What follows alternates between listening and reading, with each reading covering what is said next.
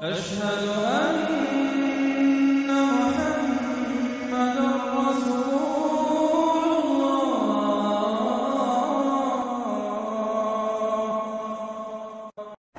औज़ु बिल्लाहि मिनश शैतानिर रजीम बिस्मिल्लाहिर रहमानिर रहीम। अस्सलामु अलैकुम मेरे भाई और दोस्तों, मोहतरम बुज़ुर्गों, माओ बहनों, मैं हकीम उमर फ़ारूक साहिवाल से आज आपको मैं सरखस के बारे में बताऊंगा, जिसको अरबी में करकस कहते हैं, फ़ारसी में कील दारो कहते हैं और उर्दू में इसको सरखस कहते हैं और मेरे भाइयों और दोस्तों इंग्लिश में इसको मेल फर्न कहते हैं। ये एक नबात की जड़ होती है जो खुश्क करने पर अंदर से ये जर्दी माइल निकलती है और इसका मजाज गर्म खुश्क है और इसका सफूफ बनाकर जितने पीकदार ज़ख़म हैं और पीक ख़त्म नहीं होती, जल्दी भरते नहीं हैं, ख़त्म नहीं होते, इसका सफूफ बनाकर उस ज़ख़म को ऊपर से छिलकर हिसाब लगाकर चीरा देकर ये लगाने से दिनों में ही जितना मर्ज़ी बड़ा ज़ख़म है ये ख़त्म हो जाएगा।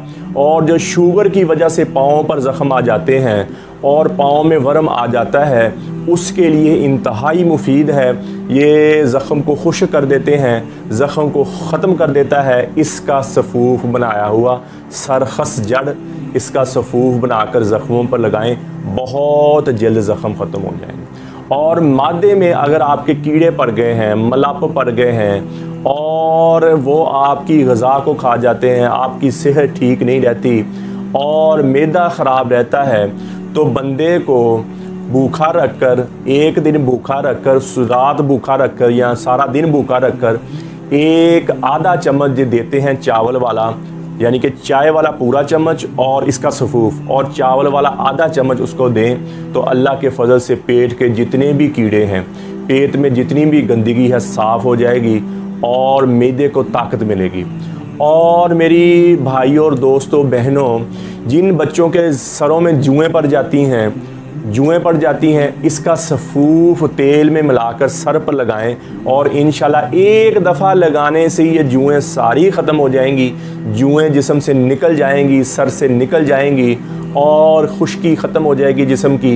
ये इंतहाई मुजर्रब चीज़ है, इंतहाई मुजर्रब चीज़ है और ख़ासकर ये ज़ख़्मों के लिए सबसे बेहतरीन चीज़ है। जो ज़ख़्म भर जाते हैं, पक जाते हैं और पीक निकलती है, उनके लिए इंतहाई इसका सफूफ बनाकर ऊपर लगाएं। और इसके जो शुगर की वजह से ज़ख़्म हो जाते हैं बंदे के जिस्म में, हाथ पे पाँव पर, उनको बड़ी मुसीबत होती है, उस पर ये लगाएं। अल्लाह के फजल से ये ज़ख़्म उनके ख़त्म हो जाएंगे और उनकी जिल्द नई निकलना शुरू हो जाएगी, जिस्म की ग्रोथ होगी, मांस की ग्रोथ होगी पाँव पर। और शुगर की वजह से जिनकी ग्रोथ रुक जाती है और ज़ख़्म भरता नहीं है, ज़ख़्म ठीक नहीं होता, इसका सफूफ लगाएं। और मैदे के लिए ये बड़ा फ़ायदेमंद है, क़ुव्वत मदाफ़क़त पैदा करता है इसका सफूफ और खाने से मैदे को ताकत देता है, आंतड़ियों को साफ़ करता है। ये इंतहाई मुजर्रब चीज़ है। ठीक हो गया जी। तो मेरे भाई और दोस्तों, इसको खाने की मकदार ये है कि आप चाय वाला एक चम्मच छोटा, यानी कि 500 मिलीग्राम का कैप्सूल भी उतना ही बन जाता है, थोड़ा सा कम हो जाता है, और चावल वाला आधा चम्मच लें अगर पेट के कीड़े, पेट की ताकत के लिए, पेट की सफाई के लिए अगर खाना चाहते हैं। तो ज़ख़्म पर लगाना चाहते हैं तो इसका सफूफ बनाकर आप ऊपर लगाएं, इंशाल्लाह ज़ख़्म आपके भर जाएंगे। तो मेरे भाई और दोस्तों, किसी जड़ी बूटी के बारे में पूछना हो, कोई नुस्खा लेना हो, मेरा कॉल और व्हाट्सअप नंबर ऊपर आ रहा है। और किसी भी किस्म की दवाई मंगवानी हो मुझसे, पूरे पाकिस्तान में डिलीवरी फ्री है और बाकी दुनिया के लोग दूसरी ममालिक की वो डिलीवरी अपनी अदा करेंगे, तो पाकिस्तान की डिलीवरी फ्री है। किसी किस्म की दवाई चाहिए, मेरा कॉल और व्हाट्सअप नंबर ऊपर आ रहा है। हेपेटाइटिस सी, कब्ज़, जरकान यानी कि कब्ज़, गुर्दे की दर्द की दवाई और ख़ारिश की दवाई, ये दवाइयाँ हमारी बिल्कुल फ्री होती हैं। किसी भाई को, किसी बहन को चाहिए तो मेरा कॉल और व्हाट्सअप नंबर ऊपर आ रहा है। और TCS के ज़रिए डिलीवरी भी फ्री है, 2 दिन के अंदर अंदर आपको ये दवाई मिल जाएगी। ठीक है मेरा भाई। और जो मर्द अपने आप को बिल्कुल ही ज़्यादा कमज़ोर फील कर रहे हैं, अपने आप को औरत के काबिल समझते ही नहीं हैं, टाइमिंग उनकी बिल्कुल कम हो गई है, शादी से घबराते हैं, बच्चा अगर शादी हो गई है तो टाइमिंग भी नहीं है उनकी और बच्चा भी नहीं पैदा हो रहा है, स्पर्म कम है उनके, तो उनके लिए मेरा भाई 40 दिन का मेरा कोर्स होता है, 10-10 दिन के 4 पैकेट होते हैं, और उसके बाद 40 दिन के बाद 12 से 15 दिन का एक तिला होता है। अज़ू तनासल की लंबाई मोटाई पूरी हो जाती है, फ़ौरन शहावत आना शुरू हो जाती है, और उसके बाद मजून की डिब्बी होती है। आपकी मनी जितनी भी कमज़ोर होगी, जितनी भी वीक हो गई, पतली हो गई, और मजून मनी को गाढ़ा कर देगा और एहतलाम कतरा रुक जाएगा, और इंशाल्लाह आप अपनी पहली वाली ज़िंदगी में वापस आ जाएंगे। थकावट क्या चीज़ होती है, परेशानी क्या चीज़ होती है, ये 40 दिन वाला कोर्स जब पहले दिन आप शुरू करेंगे, आपके जिस्म से थकावट ख़त्म हो जाएगी, आपकी परेशानी ख़त्म हो जाएगी, आपके जिस्म की ग्रोथ होगी जैसे माँ के दूध के साथ ग्रोथ होती है। तो पहले दिन से आप जिस्म में फीलिंग लेंगे, और आपकी टाइमिंग कम से कम ही आधा पौना घंटा मुस्तकिल हो जाएगी। जब मनी गाढ़ी होगी, मोटी होगी, और आपकी टाइमिंग मुस्तकिल हो जाएगी, एहतलाम बार बार होता है वो रुक जाएगा। इंतहाई इसमें कोई चीज़ मुज़र नहीं है, कोई इसमें स्टीराइज नहीं है, कोई केमिकल नहीं है, कोई नशा नहीं है, प्योर देसी दवाई है ये। और मुकम्मल कोर्स 6000 रुपये में। किसी भाई को, किसी को ज़रूरत पड़े तो मेरा कॉल व्हाट्सअप नंबर ऊपर आ रहा है, मुझे कॉल भी कर सकते हैं, व्हाट्सअप भी कर सकते हैं। TCS के ज़रिए पूरे पाकिस्तान में 2 दिन के अंदर अंदर आपको मिल जाएगी। और हाफ़िज़ हकीम उमर फ़रूक आप YouTube पर लिखें, और मेरे चैनल को सब्सक्राइब भी करें, और घंटी का बटन भी दबाएं, लाइक शेयर भी करें। तो मेरे भाई और दोस्तों, अल्लाह ने हमें इस दुनिया में थोड़े से वक्त के लिए भेजा है। हम यहाँ हमेशा नहीं रहने आए मेरा भाई। ये ज़िंदगी बहुत थोड़ी सी है, ख़त्म हो जाएगी। बर्फ़ की मानद ये ज़िंदगी है हमारी, जैसे बर्फ़ पिघलना शुरू होती, पिघलती पिघलती पिघलती एक वक्त ऐसा आता है कि बर्फ़ का वजूद ख़त्म हो जाता है। तो मेरे भाई और दोस्तों, एक वक्त हम पे आएगा, पक्का आएगा, जी चाहे या ना चाहे, दिल करे या ना करे, हर शख्स पर वो मौत का वक़्त आएगा। इस दुनिया से जाएंगे, और मौत का ज़ायका जी रूह जितने इंसान, जिन, हैवानात, चिंद, परिंद, जितनी भी दुनिया है, अल्लाह एक दिन सबको मौत का ज़ायका चहकाएंगे, और ये ज़िंदगी ख़त्म होगी। और अल्लाह ने इस ज़िंदगी को कुरान में पता क्या कहा? अल्लाह ने कहा तुम ऐसे हो जाओगे जैसे इस दुनिया में आए ही नहीं थे, जैसे तुम्हारा वजूद था ही नहीं। अब हमारे दादा परदादा पीछे चले जाएं आप, दादा परदादा, उनके आगे अब्बू, उनके आगे, ऐसा है जैसे दुनिया में वो थे ही नहीं, हम ही हैं। वो थे ही नहीं, उनका वजूद था ही नहीं कोई। हालांकि वो भी थे, वो थे तो हम आए ना, वो भी थे, उनकी भी ज़िंदगी थी, ऐसे ही वो खुशियाँ थी, गम थे, उन्होंने ज़िंदगी, बल्कि हमसे ज़्यादा ताकतवर थे। तो आज उनका नामो निशान भी नहीं है। तो मेरे भाई और दोस्तों, ये नामो निशान हमारा भी ख़त्म हो जाएगा, कोई हमारा नाम लेने वाला नहीं होगा। ये थोड़ी सी ज़िंदगी है, अल्लाह जल्ला शानु को राज़ी करके, अल्लाह जल्ला शानु को राज़ी करके इस दुनिया से जाना है, ताकि हम दुनिया में भी कामयाब हो जाएं और आखिरत में भी कामयाब। तो मेरे भाई, हमारा अल्लाह को दुनिया में भेजने का मकसद ही ये है कि अल्लाह चाहते हैं कि मैं देखूंगा मुझे कौन राज़ी करके आता है और अपने मन की मान कर कौन आता है। ये थोड़ी सी ज़िंदगी अल्लाह ने दी है, तो इस ज़िंदगी में हमें अल्लाह की फरमा बरदारी और नबी अकरम सल्लल्लाहु ताला अलैहि वसल्लम की सुन्नत के मुताबिक ज़िंदगी गुजारनी है। ये ज़िंदगी को गुजर जाएगी, ख़त्म को 30 साल के बाद कोई मर जाता है, कोई पैदा होता ही मर जाता है, कोई 50 साल ज़िंदा रहता है, कुछ 60 साल ज़िंदा रहता है, कुछ 100 साल ज़िंदा रहता है। तो मेरे भाइयों, अगर 1000 साल भी ज़िंदा रहेंगे तो आगे तो मौत आएगी ना, आगे तो मौत आएगी ना। तो मेरे भाइयों और दोस्तों, ये थोड़ी सी ज़िंदगी देख लेना, 50 साल के बाद, पता तो 1 मिनट का नहीं है, पता तो मेरा आप सबका किसी का 1 मिनट का नहीं है, लेकिन ये है कि 50 साल के बाद यहाँ सारे लोग नए, हम में से कोई नहीं होगा। 50 साल हम जिएंगे नहीं, नए लोग होंगे, नई दुनिया होगी।